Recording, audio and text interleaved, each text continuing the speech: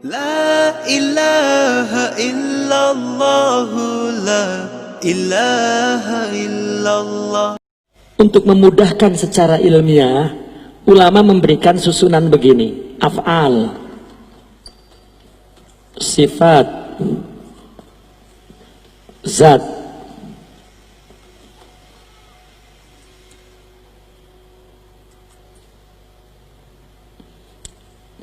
Disamakan dengan akal, kalbu, ruh. Orang yang makrifat ke fi'il atau tauhid fi'il atau pana dalam fi'il, fi'il ini perbuatan yang menghasilkan cipta, yaitu alam semesta, al-kaun, al-alam. Maka orang yang dikatakan tauhid fi'il, pana fi'il atau makrifat fi'il, dia memberikan persaksian secara akal bahwa alam semesta ini ciptaan Allah yang tunggal, dibantu dengan dalil nakli setelah dia mempunyai dalil akli. Maka tauhid atau pana atau makrifat ini disebut am, umum. Maka pembahasan teologi, ilmu kalam tentang asma dan sifat Allah yang dilihat melalui ciptaannya, melalui fi'il kan, ciptaan ya. Dan dia cari dalilnya berdasarkan Al-Quran, dalilnya ini, dan dia boleh mempunyai bayan akli, penjelasan yang logik terhadap alam semesta ini sebagai istidlal, dalil adanya Allah. Maka ini disebut ya, fana fi'il, tauhid fi'il, ma'rifat fi'il. Semua ulama yang menguasai ilmu-ilmu akidah, ilmu-ilmu kalam, ilmu-ilmu filsafat tentang ketuhanan, tetap melalui kajian alam semesta, ciptaan fi'il, perbuatan Allah. Karena alam ini semua perbuatan Allah. Maka ini disebut tauhid am, ma'rifat am.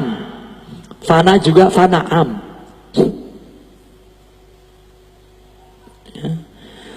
Kemudian apabila sifat dan asma Allah telah tajalli ke dalam hatinya, dia mempunyai makomat yang sempurna, akhlak yang mulia, bahkan hatinya sudah penuh dengan sifat dan asma Allah yang kamal, jamal, maka dia fana dalam sifat. Sifatnya di sini. Jika dikasih musibah, maka sifat sabur Allah ada pada dirinya. Maka dia fana dalam musibah itu. Allah, karena dia menghadapi Allah dengan Allah. Itu yang dimaksud. Ini baru fana dalam sifat. Maka istilah mereka, kekasih kalau mencubit malah nak lagi. Kasih nyubit kita sebelah di sini, cubit. Oh, coba. Sudah ini indah. Tapi coba orang yang kita tak suka, kesentuh saja. Hei, buta kamu. Tak punya sifat di sini.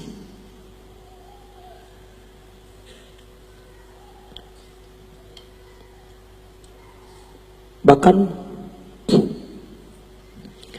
yang dipuji-puji oleh Nabi, ajaban li amril mu'min, luar biasa orang mukmin. Kalau dikasih musibah bersabar, dikasih anugerah bersyukur. Dia menghayati kehidupan ciptaan ini dengan sifat yang sudah tajalli kepada dirinya. Begini, Ini binaan kuno, tua, ribuan tahun, punya nilai seni yang indah. Kalau kita tidak punya jiwa seni, kita coba tengok, itu macam gambar apa ya, hitam gitu. Lu cuma tengok hasil kerja saja. Tapi kalau ada jiwa seni di situ,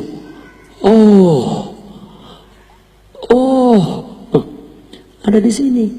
Macam mana dia panah dengan sifat-sifat itu kalau tak punya sifatnya di sini?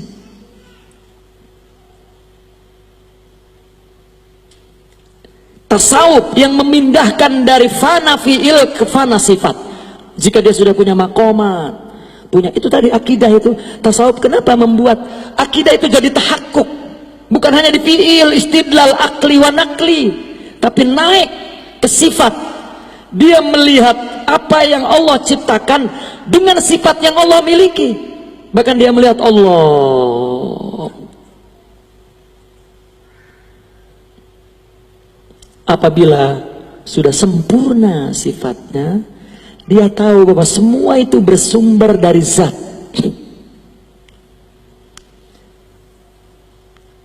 Di sini dikatakan, barang siapa, ini contoh kecil, barang siapa yang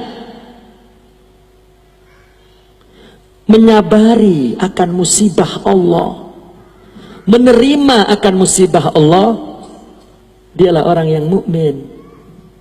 Artinya sudah di sini. Tetapi apa kata di sini? Barang siapa yang man talazzaza bil musibah fahuwa maujud. Barang siapa orang yang merasa lezat terhadap musibah. Coba ya, ada orang musibah kan tak sabar, tak tahan, tak kuat. Ada orang yang menerima musibah sudah kuat, tak ada rasa. Ya. Di sini hingga mencapai dia musibah itu nikmat. Ini di sini nih mencapai. Di sini dia baru bertahan kuat karena dia mengenal ini dari Allah lah. Beratnya musibah dari Allah. Tapi kalau udah sampai sini musibah sudah nikmat. Kenapa? Karena dia telah diberikan sifat-sifat ya, yang luhur, yang mulia, yang kuat itu. Bukan hanya ridho, sabar, tapi tatwid, pasrah. Tetapi apa kata di sini? Barang siapa yang merasakan lezat nikmat akan musibah, dia masih ada. Jadi kalau di sini apa? Mimpi kita untuk sampai ke sini. Udah, jangan pikir kalau diucapkan pun udah tahulah apa itu. Tapi anbiya seperti itu, aulia seperti itu. Inilah namanya bertemu zat, panazat, sehingga dia melihat satu itu, ada itu hanya Allah. Maka ketika dia melihat orang yang semua ini, dia melihat ini hanya gerak saja, ya, dari zat Allah. Allah. Bukan bertemu seperti ini, itu seperti Yahudi. Lan nu'mina laka hatta narallaha jahratan. Loh, ini jelmaan zat Allah, jelmaan surah, bukan zat Allah. Bagaimana kita mau cari zat Allah? Ini jelmaannya, surahnya. Karena zat itu ada, ini ada, surah ada. Sekarang kita cari ada pada diri orang. Kamu ada, bawakan ada untukku. Dia akan bingung yang mana. Ini tangan, ini kaki, ini perut, ini kepala, ini tangan, ini ternyata adalah susunan sifat-sifat. Sifat melihat, sifat mendengar, sifat bergerak, sifat bertindak, sifat berpikir, sifat merasa, sifat-sifat. Kalau tidak ada, maka sifat yang abstrak itu tak nampak. Mana ada? Memiliki ada zat yang hakiki itu Allah. Karena zat Allah itu kanjun mahfi, tak dapat dilihat. Maka Allah buat surahnya dan dilengkapi dengan sifat-sifatnya. Manusia itu adalah ini dalam tanda kutip, istilah suratullah, patung Allah yang suci, yang tidak boleh disakiti oleh siapapun. Dia beribadah ya, dengan menyembah Adam, menghormat Adam, karena dialah khalifah Allah yang sempurna. Sifat asma Allah semuanya ada pada diri manusia. Itulah pemahaman akidah orang sufi ya. Akhirnya fana zat itu apa? Fana. Bila dah semua sifat ternyata dia tahu itu semua jelmaan Allah, lalu berdiri di atas ada. Ini ada siapa? Bukan nanti ketemu ada zat Allah, bukan. Lalu bagaimana Nabi Mi'raj? Ya, Nabi masuk dari bumi ke langit manusia. Langit yang dimaksud adalah alam malaikat. Tapi Nabi sampai ke sana, Nabi jadi malaikat itu. Tadinya manusia. Sampai ke langit 1, 2, 3 itu udah alam malaikat. Maka Nabi sama dengan malaikat. Kemudian ketika Sidratul Muntaha, Jibril tak mau masuk, tak boleh, tak mampu. Kata Jibril, kalau aku bergerak sedikit saja hangus. Ya, silahkan Muhammad untuk masuk. Nabi masuk. Sekarang Nabi siapa ini? Di atas malaikat kedudukannya.